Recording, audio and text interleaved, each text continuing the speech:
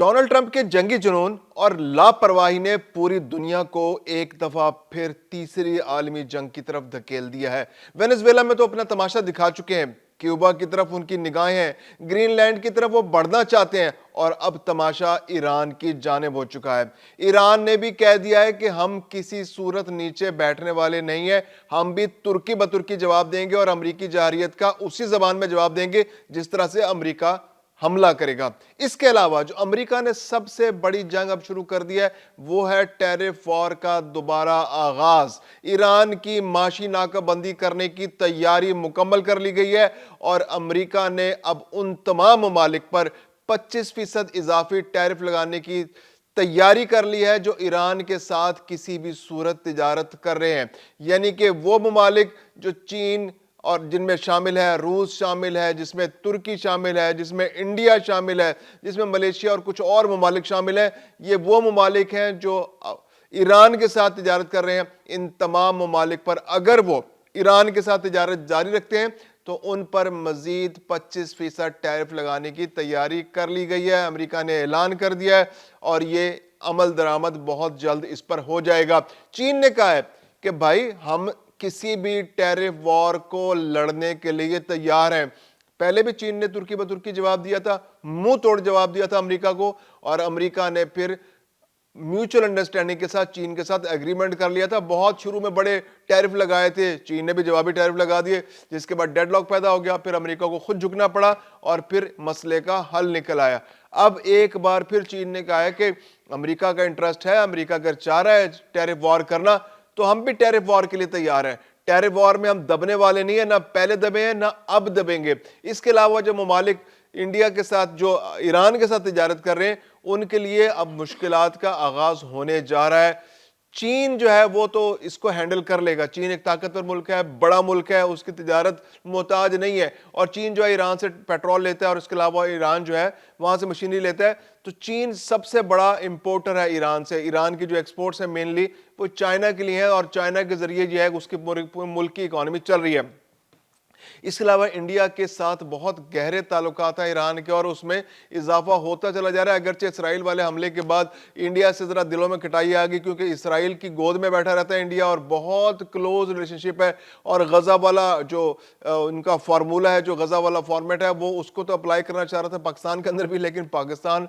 نے تو ایسی ان کو دھول چٹائی انڈیا کو کہ وہ اب منہ دکھانے کے قابل نہیں ہے دنیا میں۔ تو انڈیا اور ایران کے جو تعلقات ہیں ان میں تھوڑی سی کٹائی ہے، لیکن اس کے باوجود ایران اور انڈیا کے بہت کلوز ٹائز ہیں، اور ان میں گریجولی اضافہ ہی ہو رہا ہے۔ اس کے علاوہ ترکی کے ساتھ بھی اس کی ٹریڈ ہے، اور ترکی کے ساتھ اس کے لانگ ٹرم ریلیشن شپ ہے، تجارت RCD کی صورت میں پہلے تھی، اور معاشی تعاون کونسل جو ہے اس کے ذریعے ان کا آپس میں ریل لنک بھی ہے اور ٹریڈ بھی ہے، پڑوسی ممالک ہیں، اور ایک دوسرے پر بہت انحصار، ایک دوسرے سے پروڈکٹس لیتے ہیں۔ ترکی جو ہے وہ تیل لیتا ہے اور وہ وہاں سے مشینری اور دوسری اشیاء ترکی سے لیتے ہیں، پھل وغیرہ لیتے ہیں، اور ایک آپس میں ان کی انڈرسٹینڈنگ ہے اور ایک لانگ ٹرم ریلیشن شپ ہے۔ اس کے علاوہ افغانستان کے ساتھ ان کی ٹریڈ ہے، پاکستان کے ساتھ بھی ٹریڈ اس طرح سے فارمل ٹریڈ نہیں ہے، پاکستان کے ساتھ بھی بارڈر کے ذریعے کچھ سرحدی علاقوں میں کوئی تھوڑا بہت کوئی تیل آ جاتا ہے اور یہاں سے کوئی چیزیں چلی جاتی ہیں جو سرحدی علاقوں کو ڈیل کرتی ہیں۔ اگرچہ اس طرح کی کوئی ٹریڈ پاکستان اور ایران کے درمیان نہیں ہے، اور اگر ہوتی بھی تو اب تک جو گیس پائپ لائن ہے جو بننی تھی پاکستان ایران، اس کا آغاز ہو چکا ہوتا، لیکن امریکی پابندیوں کی وجہ سے وہ بھی اب تک شروع نہیں ہو سکی۔ تو یہ اس بات کی انڈیکیشن ہے کہ پاکستان اور ایران کے درمیان فارمل ٹریڈ نہ ہونے کے برابر ہے۔ اسمگلنگ کی صورت میں کوئی تیل سرحدی علاقوں سے آتا ہے اور اس کے بدلے کوئی سامان چلا جاتا ہے، تو کرنسی بھی ڈٹرمن نہیں ہے، وہ سامان کے بدلے سامان کچھ سرحدی علاقوں میں ہو رہا ہے، لیکن فارمل ٹریڈ نہ ہونے کے برابر ہے۔ اس کے علاوہ یہ سارے ممالک جو ہیں ان پر پریشر آئے گا، کیونکہ امریکہ جو ہے وہ تو ایک سانڈ کی طرح جو ہے، جیسے بول ان دا چائنا شاپ ہوتا ہے نا، کہ ایک چینی کے سامان کی دکان میں ایک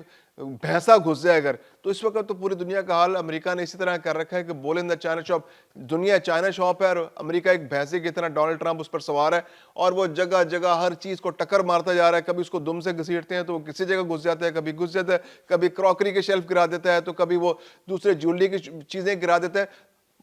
تباہ کر کے رکھ دیا اب دنیا کو. وینزویلا کے اندر جو تماشا اس نے کیا ہے, اس نے ایک سوورن کنٹری کو کس طرح سے اس کے صدر کو اغوا کر کے لیا ہے. اب کیوبا مارکو روبیو کو فرما رہے ہیں کہ جناب کیوبا کا صدر تو ہم نے بننا ہے, اور وینزویلا کے صدر تو وہ خود بنے بیٹھے ہیں بوری جو ڈونلڈ ٹرمپ صاحب. اب گرین لینڈ کہہ رہے ہیں جی ہمیں بیچ دو اونے پونے, اگر نہیں بیچو گے تو ہم قبضہ کر لیں گے. اب ایران کی صدارت پر نظر بھی لگائے بیٹھے ہیں کہ ایران جو ہے اس پہ کنٹرول بنا لیا جائے, اور ایران پہ کنٹرول بنانے کے بعد وہاں پر جو بھی ایک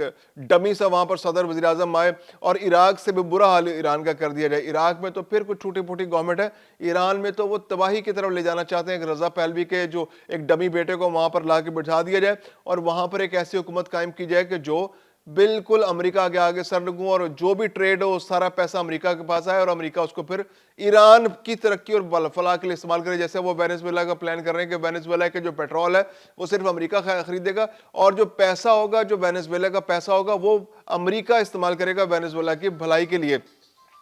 تو اسی طرح کی انگیجمنٹس ارینجمنٹس جو ہے وہ امریکہ جو ہے دنیا بھر میں کرنے کے لیے پلاننگ کر رہا ہے, اور خاص طور پر اس کی نگاہ ہے تیل پیدا کرنے والے ممالک کے اوپر. پہلے بھی جو پچھلے سال جو جنگ ہوئی تھی اس کے اندر اسرائیل کے ذریعے اسرائیل کو استعمال کر کے حملہ کرایا گیا ایران کے اوپر, ایران کو کمزور کرنے کی کوشش کی گئی, لیکن ایران جو ہے متحد رہا اس کے اندر. لیکن اب جو 28 دسمبر سے جو مظاہرے ہو رہے ہیں, ان مظاہروں کو استعمال کر کے امریکہ جو ہے ایران کے اندر ایک بغاوت کی صورت پیدا کر رہا ہے, اور ایران کے لیے بہت بڑا جو ہے نا اس وقت چیلنج واقعی پیدا ہوا ہے کہ ان مظاہروں کی وجہ سے ایران جو ہے اس کی اندرونی سلامتی جو ہے وہ کمپرومائز ہو گئی. اب تک رپورٹس کے مطابق 600 سے زائد افراد جو ہیں ان مظاہروں میں مظاہرین مارے جا چکے ہیں, اور رپورٹس کے مطابق 114 پولیس اہلکار اس میں مارے چکے ہیں, پولیس اور سیکورٹی اہلکار مارے جا چکے ہیں, جبکہ 10,600 سے زیادہ, یعنی یوں سمجھیے کہ تقریباً 11,000 مظاہرین اب تک گرفتار ہو چکے ہیں. اگرچہ ان مظاہرین میں کبھی شدت آ جاتی ہے اور اس میں کبھی اضافہ ہو جاتا ہے, لیکن مظاہرے بھی 3 طرح کے ہو رہے ہیں. ایک مظاہرے وہ ہیں جو اوریجنل مظاہرے ہیں, جو عوام کی جانب سے مظاہرے کیے جا رہے ہیں یا اپوزیشن جماعتوں کی جانب سے مظاہرے کیے جا رہے ہیں, اور وہ ضروری نہیں کہ وہ امریکہ کی ایما پر کیے جا رہے ہوں. اور یہ مظاہرے جینون لوگ اس کے اندر موجود ہوتے ہیں, اور جو مختلف پالیسیوں پر جن کی تنقید کرتے ہیں. مہنگائی کی شرح بہت زیادہ بڑھ گئی ہے, وہاں پر لوگوں کے لیے زندہ رہنا مشکل ہو گیا ہے, اشیاء صرف کا حصول بہت مشکل ہو گیا ہے, مہنگائی بے تحاشا بڑھ چکی ہے, تو وہ مظاہرے ہو رہے ہیں. لیکن ان مظاہرین کے اندر بھی بہت کم لوگ ایسے ہیں جو ایران کو میں بیرونی مداخلت کی حمایت کرتے ہیں, یا امریکہ یا یورپ کی طرف دیکھ رہے ہیں کہ آئیں اور ہمیں ریسکیو کریں اور اس نظام سے ہمیں چھٹکارا مل جائے. وہ وہاں پر اپنے حالات زندگی کو بہتر کرنا چاہتے ہیں. اس کے علاوہ کچھ مظاہرین ایسے ہیں جو شر پسند ہیں, جو قتل عام میں ملوث ہیں, جو وہاں پر پولیس اہلکاروں پر گولیاں چلاتے ہیں, جو آگ لگاتے ہیں, جو توڑ پھوڑ کرتے ہیں, جو شرارت کرتے ہیں. ان کے بارے میں خیال یہ ہے کہ یہ بیرونی فنڈڈ ہیں, ان میں مختلف جو جیسے سی آئی اے کے ایجنٹس الزام لگاتا ہے, ایران الزام لگاتا ہے کہ سی آئی اے کے ایجنٹس اس میں شامل ہیں, کچھ لوگوں کو گرفتار بھی کیا ہے پستولوں کے ساتھ. ایسے لوگ اسلحے کے زور پر سیکورٹی اہلکاروں پر حملہ کرتے ہیں, اور اس کے پھر جوابی کارروائی میں سیکورٹی اہلکار جب فائرنگ کرتے ہیں تو مظاہرین کی بڑی تعداد ماری جاتی ہے. تو اس طرح کے واقعات بھی بہت سارے ہو رہے ہیں. اچھا, گزشتہ روز یہ ہوا کہ جب ایران کے اندر گورنمنٹ نے بھی مظاہرے کیا, اور گورنمنٹ کی جو سیاسی پارٹیاں جو گورنمنٹ کے سپورٹرز ہیں وہ بھی سڑکوں پر آئے, اور انہوں نے اپنی حکومت کے ساتھ یکجہتی کا اظہار کیا, اور انہوں نے کہا جی کہ جو مظاہرے ہو رہے ہیں یہ غلط ہو رہے ہیں, اور ہم کسی صورت بھی امریکہ اور اسرائیل اور ان کے جو ایجنڈا ہے اس پر عمل نہیں کریں گے. اسرائیل بڑا ایکسائٹڈ ہے اس وقت, اسرائیل اور امریکہ بہت زیادہ ایکسائٹڈ ہے. وہ مظاہرین کی سفارتی مدد بھی کر رہے ہیں, مالی مدد بھی کر رہے ہیں, اسلحہ بھی فراہم کر رہے ہیں. اس کے علاوہ جو وہاں پر تحریک آزادی کی تحریکیں چل رہی ہیں ایران کے اندر, 2-3 تحریکیں چل رہی ہیں, جیسے کردستان کی تحریک چل رہی ہے, وہاں پر بلوچستان کی آزادی کی تحریک چل رہی ہے, تو ان کے پاس بھی اسلحہ موجود ہے. تو وہی ایک رستہ استعمال کیا جا رہا ہے. ماہرین کہتے ہیں کہ جو مسلح افراد ان میں موجود ہے تو ان سے اسلحہ یہاں پر لایا جا رہا ہے, اور جو ایران کی گورنمنٹ ہے اس کے اندر جو مظاہرین ہیں ان کو فراہم کیا جا رہا ہے, اور مظاہرین جو سیکورٹی اہلکاروں پر فائرنگ کر رہے ہیں, جس سے سیکورٹی صورتحال مزید خراب سے خراب تر ہوتی جا رہی ہے. اب دوسری جانب یہ ہے, ایران نے اس صورتحال سے نمٹنے کے لیے ایک تو اپنے مظاہرین پر قابو پا رہے ہیں, پھر اس کے علاوہ وہ امریکہ کو بھی اپروچ کر رہے ہیں کہ جناب ہم آپ سے جنگ نہیں چاہتے, اگرچہ آپ نے ہم پہ حملہ کیا تو ہم بھی تیاری کیے بیٹھے, ہم آپ پر ہر صورت جوابی کارروائی کریں گے اور آپ کو منہ توڑ جواب دیں گے, لیکن ہم جنگ نہیں چاہتے. اگر آپ ہم سے مذاکرات کرنا چاہتے ہو تو مذاکرات کر لیں, ہم مثبت آپ کو رد عمل دیں گے, لیکن ہم اپنی جو قومی مفادات ہیں ان کو کسی طرح سودا نہیں کریں گے, ان پر کوئی کمپرومائز نہیں ہوگا, اور ہم اپنے مفادات کو سامنے رکھتے ہوئے آپ کے ساتھ مذاکرات کرنے کو تیار ہیں.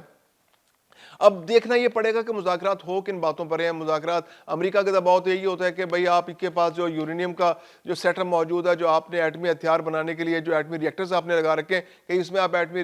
ہتھیار تو تیار نہیں کر رہے. IAEA کے ساتھ جو ہے ایران کے تعلقات خراب ہو گئے کیونکہ جب سے امریکہ نے حملہ کیا ایٹمی ریئیکٹرز پر اور نقصان پہنچایا تو ایران نے IAEA کے جو